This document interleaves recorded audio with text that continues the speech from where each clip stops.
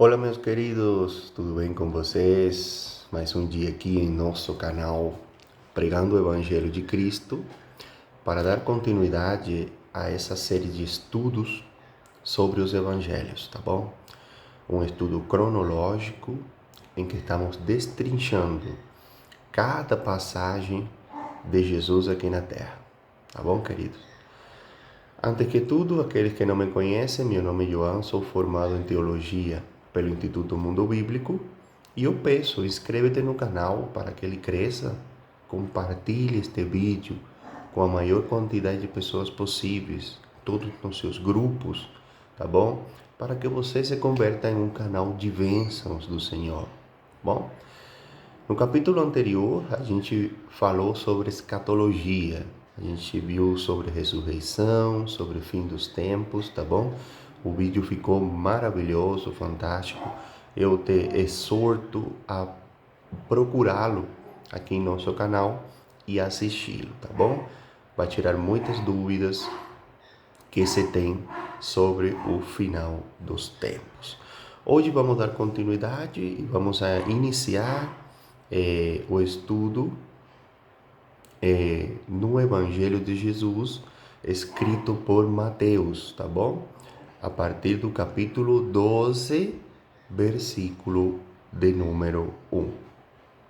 E a palavra de Deus diz assim: Por aquele tempo, em dia de sábado, de novo dia de sábado, um dia considerado de descanso, um dia sagrado, E só que os fariseus, eles tinham uma coisa com o dia de sábado, Eles colocavam fardos pesados demais para as pessoas. E muitas das afrontas e dos encontros de Jesus com o fariseu acontecia nesse dia.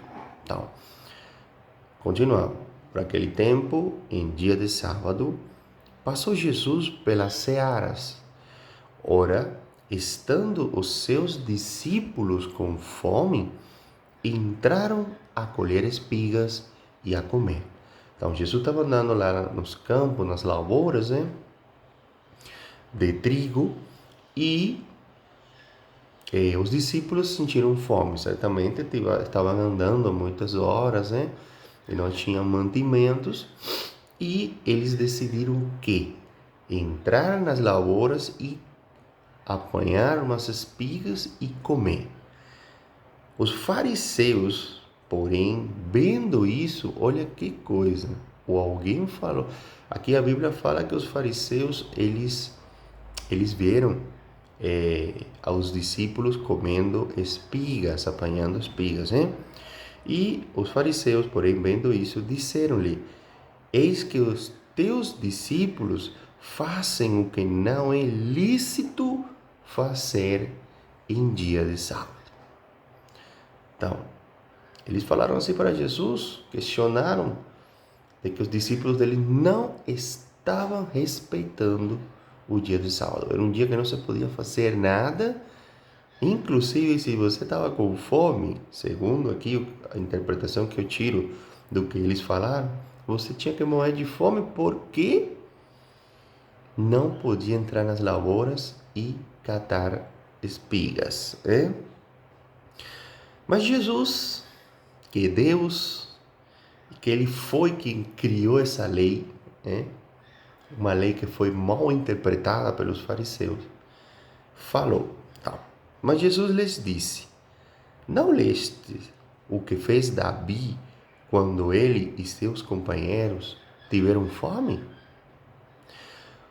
Como entrou na casa de Deus e comeram os pães da proposição, os quais não lhes era lícito comer, nem a ele, nem aos que com ele estavam, mas exclusivamente aos sacerdotes? Então Jesus, ele traz aqui uma passagem que encontra-se no livro de 1 Samuel, no capítulo 21, entre os versículos 1 e 9 desse capítulo. Nesse capítulo, o rei Davi, que na época não era rei, e ele estava fugindo do rei Saul, ele estava com fome, ele e seus companheiros, e ele pede ao sacerdote Aimeleque, não lembro, depois pode ir ao livro de 1 Samuel, lá no capítulo 21, e ler essa história, hein? Ele pede ao sacerdote comida, pede pão e pães normais. O sacerdote fala, só temos os pães da proposição. Aí ele comeu, e era um pão que não era permitido comer só aos sacerdotes, tá bom? Mas Deus não se desagradou disso. Por quê? Essa resposta de Jesus a esse questionamento das espigas é uma resposta crucial, pois ele não apenas desafia a interpretação legalista dos fariseus, mas também aponta para a verdadeira intenção do sábado, né? Que era ser um dia de descanso e bem-estar para as pessoas. Ele está destacando que a lei não deve ser interpretada de maneira rígida, desumana, mas sim com compaixão e sensibilidade para com as necessidades humanas. Então, mas Jesus continua e fala para ele: ou não lestes na lei que aos sábados os sacerdotes no templo violam o sábado e ficam sem culpa? Pois eu vos digo, aqui está quem é maior que o templo. Então, por que Jesus fala que aos sábados os sacerdotes eles violavam o sábado e mesmo assim ficavam sem culpa? Bom, no livro de Números, no capítulo 28, nos versículos 9 e 10, que fala sobre a lei cerimonial, está escrito: no dia de sábado oferecerás 2 cordeiros de 1 ano, sem defeito, e 2/10 de um efa de flor de farinha, amassada com azeite, em oferta de manjares, e a sua libação. E é o holocausto de cada sábado, além do holocausto contínuo e a sua libação. Então, a lei cerimonial tinha um holocausto contínuo todos os dias, um de manhã e um à tarde. Só que o dia de sábado, esse holocausto, além de ser feito, tinha que ser sacrificado todo sábado, 2 cordeiros de 1 ano, sem defeito, e 2/10 de flor de farinha, 2/10 de um efa de flor de farinha, amassada em azeite. Então, aí estavam trabalhando. Eles não era um dia, segundo ele, total descanso, que não podiam fazer nada. Então, eles aí trabalhavam, eles sacrificavam, eles faziam. Mesmo assim, eles ficavam sem culpa, ninguém os questionava. Então, não era a intenção de Deus que era só com essa mordomia, hein? E Jesus fala: bom, pois eu vos digo, aqui está quem é maior que o templo. Então, Jesus quem é? Deus. Então, ele foi quem deu a palavra, tá bom? Ele foi quem criou a lei. E ele estava questionando ali e demonstrando que o sábado não era do jeito que eles pensavam, tá bom? Não era do jeito que eles pensavam. E continua Jesus: mas se vós soubesseis o que significa misericórdia quero e não holocaustos, não teríeis condenado inocentes, porque o Filho do Homem é Senhor do sábado. Então, aqui vemos, meus queridos, como Jesus fala para eles assim: se vós soubesseis o que significa misericórdia quero e não holocaustos. Essa passagem aqui no Antigo Testamento encontra-se no livro de Oséias, no capítulo 6, versículo 6. E ali Deus fala: pois misericórdia quero e não sacrifícios, e o conhecimento de Deus mais do que holocaustos. O que significa aqui, meus queridos? Aqui Deus está questionando uma coisa que estava acontecendo em Israel naquela época e que acontecia na época de Jesus, que era o culto fingido. Né? Os fariseus, eles haviam substituído piedade por religiosidade. Haviam substituído quebrantamento por desempenho. Eles queriam fazer, eles jejuavam, eles ofertavam, eles oravam nas praças públicas. O dele era demonstrar o grau de excesso de religião que eles tinham, mas não faziam isso com amor, com quebrantamento. E eles haviam substituído o amor verdadeiro por pomposos rituais. Então, Deus não quer culto fingido, meus queridos. Ele quer o amor do povo, tá bom? Para Deus não é interessante, nem gostoso, que você adore Ele fingidamente. Ele quer que você faça isso por amor, né? Por amor. Então, a gente não deve obrigar ninguém a adorar o Senhor, se certamente não ama, porque Deus não aceita essa adoração, tá bom? A lei do sábado, ela tinha um sentido profundo de consagrar aquele dia a Deus, né? De recompor no Senhor as forças da semana de trabalho, de friar a ganância do ganhar mais e mais para reconhecer o Criador, Senhor de tudo, Senhor das nossas vidas, e reconhecer-nos parte da sua criação, que também precisava repousar, tá bom? Se você for ver, essa lei do sábado instaurada pelo Senhor, que a gente já viu em capítulos anteriores, ela beneficiava mais aqueles desprovistos, aqueles mais pobres, aqueles trabalhadores. Tá? E os ricos, eles tomaram isso. Praticamente os ricos nem trabalhavam. Os fariseus não faziam nada, simplesmente eles se dedicavam a fazeres do templo e faziam isso de uma forma assim, muito religiosa, muito fingida. Eles faziam sem amar o Senhor. E Deus não se agradava disso. E Jesus tocou na ferida contra eles. Né? Então, a lei do sábado, ela protegia mais aquele trabalhador que do dia a dia se ganhava o pão. E que o sábado ele tinha o direito, por lei divina, de descansar.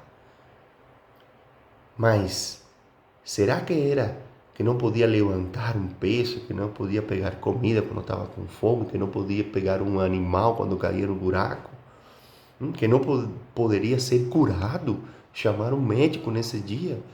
Gente, eu acho que os fariseus se extremaram muito, hein? Foi um extremo total. Então Jesus veio quebrá-los por isso. Mas assim, isso levou a que o Senhor Jesus fosse odiado demais e fosse questionado na época, porque a tradição oral que eles faziam foi muito grande, foi muito arraigada no povo. E muitas pessoas acreditavam nisso, hein?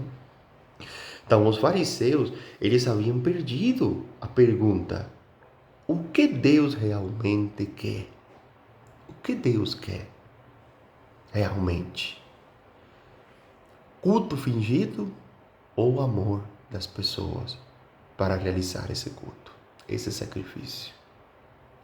Então, a fidelidade a um sacrifício vivido de forma opressora era exatamente o contrário à vontade do Senhor. Então, esta passagem, meus queridos, nos ensina que Jesus, Ele é o Senhor do sábado. Ele foi que criou a lei. Ele é maior do que o templo, porque Ele era, a glória dele era do Pai que era que habitava no templo. Mas nos ensina uma coisa muito importante: a evitar religiosidade, a evitar desempenho vazio na igreja, né? Nos ensina a evitar pomposos rituais e nos chama há piedade, quebrantamento, misericórdia, conhecimento de Deus em primeiro lugar e amor verdadeiro ao nosso Criador, tá bom? A ser obediente, mas não obrigado, porque o Senhor não obriga ninguém. Ele te deu livre-arbítrio. Ele te deu um livre-arbítrio. Agora, Ele é tão bom e tão justo que Ele quer adoração. Ele quer adoração 100%. Ele não compartilha a glória dele com ninguém. Não compartilha com ninguém. Mas Ele quer que você o reconheça como único e suficiente Senhor e Salvador de coração. Não te obriga a fazê-lo. Infelizmente, as consequências de não aceitar a Jesus não são muito boas, mas Ele não te obriga a aceitar. Ele te dá livre-arbítrio. Você é quem decide pela sua vida. Ou você vai para a ressurreição da vida, ou você vai para a ressurreição da condenação. Mas Deus quer adoração, não por medo, né? Outra coisa que confunde muito as pessoas, eu vou ser crente, eu vou adorar a Deus para não ir para o inferno. Não, meus queridos, Deus não quer isso não. O Senhor, Ele quer adoração de coração, é uma adoração verdadeira. Aqui fala na palavra dele. Eu não quero holocaustos, né? Eu não quero sacrifícios. Eu quero misericórdia e eu quero, em primeiro lugar, conhecimento da minha palavra, conhecimento de Deus. Tá bom? Então, meus queridos, entenderam? Entenderam exatamente qual é a vontade do Senhor? O que Deus realmente quer? Gostaram do estudo? Vamos orar? Senhor, meu Deus, meu Pai, estamos aqui hoje na Tua presença, Senhor, para te agradecer por mais um dia de vida. Pai, obrigado pela Tua palavra, pelo Teu ensino. Obrigado pelo Teu caráter, porque o Senhor tem o poder de obrigar a todo mundo a Te adorar. O Senhor tem o poder de ser aquele que o ser humano adore totalmente, mas o Senhor quer isso com amor, com verdade, e dá o livre-arbítrio a nós para poder aceitar. E obrigado por tocar em nosso coração e nos fazer saber quem o Senhor é, qual é o seu caráter e como o Senhor quer e nos dá livre-arbítrio para te aceitar com amor, com fidelidade, com misericórdia. Em nome de Jesus, nós oramos e te agradecemos. Amém. Glória a Deus. Então, meus queridos, estou muito feliz aqui por estar trazendo esta palavra e já desejoso de que o próximo domingo chegue para continuar estudando os evangelhos de forma cronológica e de uma forma a trazer aos nossos dias os ensinos que o Senhor Jesus deu para as pessoas na época. Até o próximo estudo. A paz do Senhor seja com você e a sua família.